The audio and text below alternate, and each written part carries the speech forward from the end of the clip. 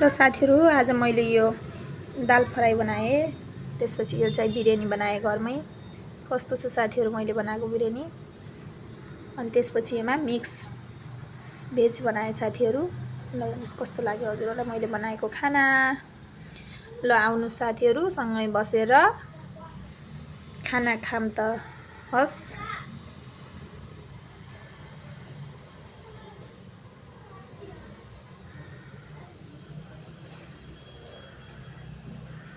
आजको मेरो खाना साथीहरु यो। ल हेर्नुस्, स्पेशल भेज बिरयानी, त्यसपछि दाल फ्राई, त्यसपछि मिक्स भेज, ओके, त्यसपछि मेरो सलाद। बाई बाई साथीहरु, हजुरहरु पनि यसरी घरमा बिरयानी बनाएर स्पेशल बिरयानी खानु सक्नुहुन्छ। Okay, by by.